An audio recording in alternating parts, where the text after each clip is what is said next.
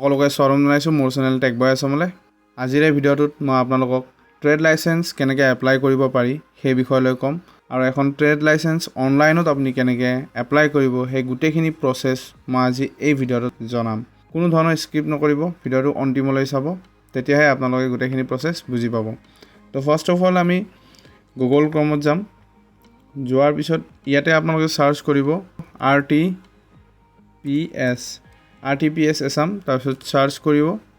Search কৰাৰ পিছত প্ৰথমতে পাব আপোনালোকে RTPS এইটো সাইট ইয়াতে আহিব লাগিব। অহাৰ পিছত আপোনালোকে ইয়াতে লগইন হ'ব লাগিব। তো অকণমান আমি তলত আহিলে গম পাম ইয়াতে অপশ্যন এটা আছে, সেইটো হ'ল এইটো লগইন। তো লগইনত আমি ক্লিক কৰিম। যিসকলে একাউণ্ট বনোৱা নাই সেইসকলৰ বাবে মই অলপমান ইয়াতে দেখাই দিম যাতে কোনো ধৰণৰ প্ৰব্লেম নাহে লগইন কৰাৰ ক্ষেত্ৰত। ইয়াতে আপোনালোকৰ এটা লগইন আইডিৰ প্ৰয়োজন হ'ব। যদি আপোনালোকৰ নাই, সংক্ষেপতে আপোনালোকক বুজাই দি আছোঁ। নিউ ৰেজিষ্টাৰত ক্লিক কৰিব। ক্লিক কৰাৰ পিছত আপোনালোকৰ এনেকুৱা এটা পেজ খোল খাব। ইয়াতে ইণ্টাৰ নেম, আপোনাৰ নামটো দিব, ফুল নাম, তাৰপিছত ইমেইল এড্ৰেছটো দিব। তাৰপিছত আপোনালোকে দিব মোবাইল নম্বৰ। মোবাইল নম্বৰ দিয়াৰ পিছত ইয়াতে এটা পাছৱৰ্ড ক্ৰিয়েট কৰিব। এইটো আকৌ কোনো ইমেইল বা পাছৱৰ্ড নহয়, ডাইৰেক্ট পাছৱৰ্ড যিটো আপোনালোকে ইয়াতে দিলে সেইটো আপোনালোকৰ এই ৱেবছাইটটোৰ পাছৱৰ্ড হ'ব। ঠিক তেনেকৈ ষ্টেটটো চিলেক্ট কৰিব, নিজৰ ষ্টেট। কৰাৰ পিছত ইয়াতে আপোনালোকে এই কেপচাটো ইয়াতে বহাই দিব, তাৰপিছত ছাবমিট কৰিব। মোবাইল নাম্বাৰত এটা OTP যাব, সেই OTPটো দিব, আপোনালোকৰ ID হৈ যাব। এইটো একদম চিম্পল, আপোনালোকে নিজে কৰিব পাৰিব। তো মোবাইল নাম্বাৰৰ পাছৱৰ্ড দিয়াৰ পিছত এই কেপচাটো ইয়াতে এনেকৈ দি দিব। দিয়াৰ পিছত লগইন অপশ্যনত ক্লিক কৰিব। ইয়াৰ পিছত আপোনালোকে এইটো ইণ্টাৰফেচত আহিব, য'ত আপোনালোকৰ মেনেজ প্ৰফাইল, ছাৰ্ভিচ আৰু view status, message and alert থাকিব। ইয়াতে আপোনালোকৰ এপ্লাই ফৰ ছাৰ্ভিচত ক্লিক কৰিব। কৰাৰ পিছত ভিউ অল ছাৰ্ভিচ ইয়াত দেখিবলৈ পাইছে, ইয়াতে ক্লিক কৰিব। কৰাৰ পিছত ইয়াতে আপোনালোকৰ ছাৰ্ভিচ আহি যাব। ইয়াতে আপোনালোকে ছাৰ্চ কৰিব পাৰিব যি লাগে, TRADE ট্ৰেড। তো দেখিবলৈ হৈছে ইয়াতে 4th নম্বৰত আহিছে এপ্লাই ফৰ ট্ৰেড লাইচেন্স। তো ইয়াতে আমি ক্লিক কৰিম। ক্লিক কৰাৰ পিছত এনেকুৱা ধৰণৰ আপোনালোকৰ এটা পেজ খোল খাব। এতিয়া কথাটো হ'ল ইয়াতে ডকুমেণ্টছ কি লাগিব সেইটো মই আপোনালোকক আগতীয়াকৈ জনাই দিওঁ, আৰু এই বস্তুখিনি আপোনালোক লাগিব। তো সেইটো হ'ল ডকুমেণ্টৰ ভিতৰত আপোনাক লাগিব প্ৰুফ অফ অ'নাৰশ্বিপ। ধৰক আপুনি লিজত লৈছে বিল্ডিং এটা বা দোকান এখন, যিকোনো লিজ কপি থাকে, সেই লিজ কপিটো দিব পাৰিব। বা লিজ কপি যদি নাই তেতিয়াহ'লে আপোনালোকে বিল্ডিং পাৰ্মিট, OC, জমাবন্দী কপি যদি আপোনালোকৰ আছে সেইটো দিব পাৰিব। যদি এইটো নাই তেতিয়াহ'লে আপোনালোকে যদি ৰেণ্টত আছে, ভাড়াত লৈ আছে, তেতিয়াহ'লে ৰেণ্ট এগ্ৰিমেণ্ট প্ৰপাৰ্টি যিখন থাকে সেইখন দিব পাৰে। তো এই তিনিটাৰ ভিতৰত এটা যিকোনো লাগিব অ'নাৰশ্বিপৰ ক্ষেত্ৰত। ইয়াৰ পিছত লাগিব proof of identification.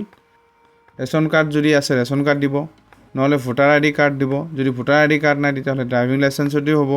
Driving licence নহ'লে আধাৰ বা পাছপৰ্ট। তো ইয়াৰে যিকোনো এটা লাগিব, ইয়াৰ ভিতৰত এটা প্ৰয়োজন হ'ব।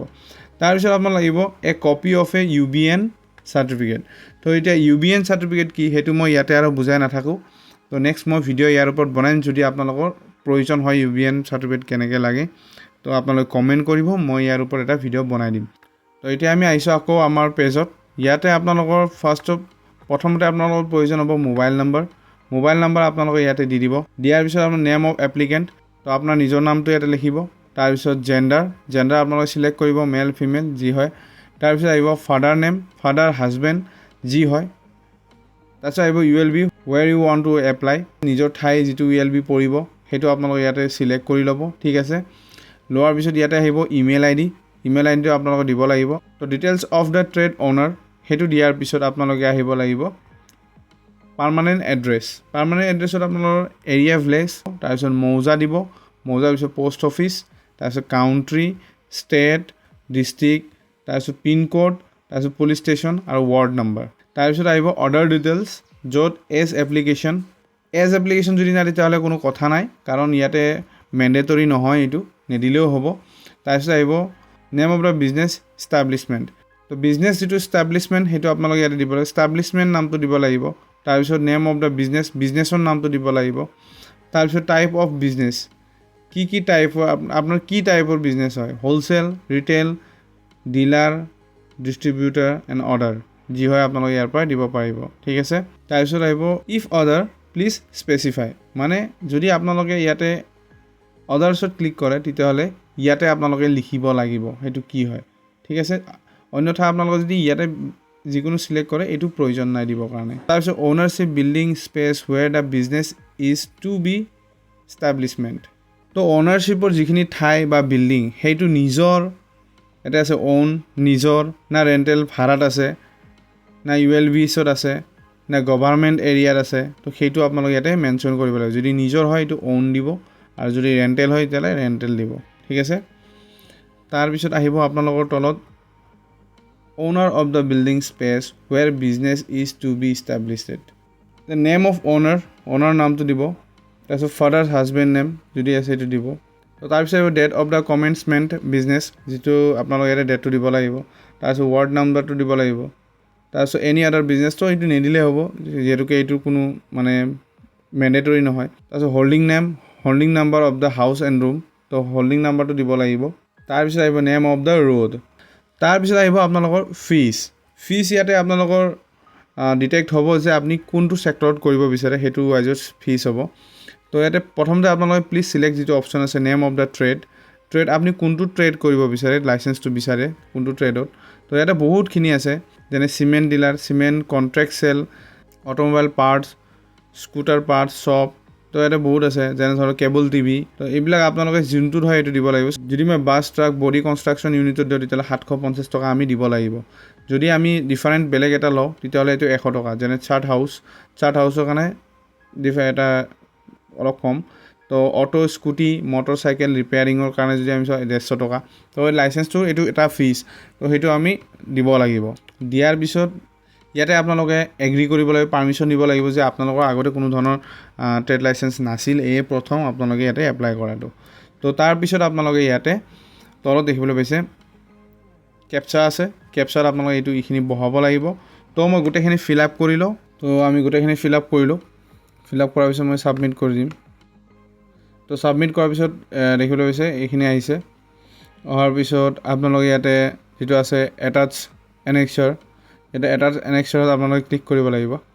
ক্লিক কৰাৰ পিছত ইয়াতে দুটা অপশ্যন আহিছে, প্ৰুফ অফ অ'নাৰশ্বিপ। ইয়াতে আমি যদি ক্লিক কৰোঁ দেখিবলৈ পাইছে লিষ্ট কপি, তাৰপিছত বিল্ডিং OC জমাবন্দী copy, rent agreement copy, property. ইয়াৰে যিকোনো আপোনালোকে ইয়াতে ক্লিক কৰি যদি আপোনালোকৰ ৰেণ্ট এগ্ৰিমেণ্ট আছে ইয়াতে ক্লিক কৰিব। তাৰপিছত চইচ ফাইলত ক্লিক কৰি আপোনালোকে এনেকৈ য'ত আপোনালোকৰ কপিটো থাকিব তাৰ পৰা এটা আপলোড কৰি দিব পাৰে। আৰু লগতে স্কেনো কৰা অপশ্যন আছে য'ত আপোনালোকে ইচ্ছা কৰিলে স্কেনো কৰিব পাৰিব ডাইৰেক্টলি প্ৰিণ্টাৰৰ দ্বাৰা। তাৰপিছত আহিব আপোনালোকৰ প্ৰুফ অফ আইডেণ্টিটি। ইয়াতে আপোনালোক যিকোনো দিব পাৰে, ration card, voter ID, PAN card, driving licence, Aadhaar card, passport, যিকোনো এটা আপোনালোকে দিব। দিয়াৰ পিছত আপুনি স্কেন কৰি ইয়াতে দি দিব। দিয়াৰ পিছত আপোনালোকে ইয়াতে ছেভ এনেক্সাৰ কৰিব লাগিব। তো ইয়াৰ পিছত মই ইয়াতে গোটেইখিনি দি দিছোঁ। দিয়াৰ পিছত মই ইয়াতে ছেভ কৰি দিম। তো ছেভ কৰাৰ পিছত আপোনালোকে দেখিবলৈ পাইছে ইয়াতে আহিছে মেক পে'মেণ্টত আমি ক্লিক কৰিম। তো মেক পে'মেণ্ট ক্লিক কৰাৰ পিছত দেখিবলৈ পাইছে ইয়াতে মোড অফ পে'মেণ্ট আহিছে।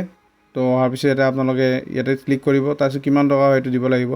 তাৰপিছত আপোনালোকে ইয়াতে মেক পে'মেণ্টত ক্লিক কৰি আপোনালোকৰ কাৰ্ড, UPI বা যিকোনো প্ৰচেছ আপুনি দিব লাগিব। তাৰপিছত আপোনালোকে এটা ট্ৰেকিং ID পাব যাৰ দ্বাৰা আপুনি ট্ৰেক কৰিব পাৰিব। তো এইখিনিয়ে হ'ল ট্ৰেড লাইচেঞ্চৰ গোটেই প্ৰক্ৰিয়া, যিটো প্ৰক্ৰিয়া দ্বাৰা আপোনালোকে এপ্লাই কৰিব পাৰিব। তো মই যেনেকৈ আপোনালোকক গোটেইখিনি প্ৰক্ৰিয়া ভালকৈ শিকাই দিছোঁ সেই প্ৰক্ৰিয়াৰে আপোনালোকে এপ্লাই কৰক যদি আপোনালোকৰ প্ৰয়োজন আছে ট্ৰেড লাইচেঞ্চ। তো অসম গভৰ্ণমেণ্টে এইটো এটা ভাল অপশ্যন দিছে যিটো অনলাইনতে কৰিব পৰা যায়। তো মই আপোনালোকৰ ওচৰত সেইবাবেই লৈ আহিলোঁ যাতে আপোনালোকে ইজিলি এইটো এক্সেছ কৰিব পাৰে আৰু নিজৰ ট্ৰেড লাইচেঞ্চ এপ্লাই কৰিব পাৰে। আৰু যদি ভিডিঅ'টো আপোনালোকক সহায় কৰিছে বুলি ভাবিছে তেতিয়াহ'লে নিশ্চয় ভিডিঅ'টো লাইক কৰি দিব, যাৰ বাবে মোৰ মনোবল বাঢ়িব। আৰু মোৰ চেনেলটো ছাবস্ক্ৰাইব কৰিব এনেকুৱা ধৰণৰ ইম্পৰ্টেণ্ট ভিডিঅ'বোৰ চাই থাকিবৰ বাবে। তো আজিলৈ এৰিলোঁ। ভিডিঅ'টো চোৱাৰ বাবে অশেষ ধন্যবাদ।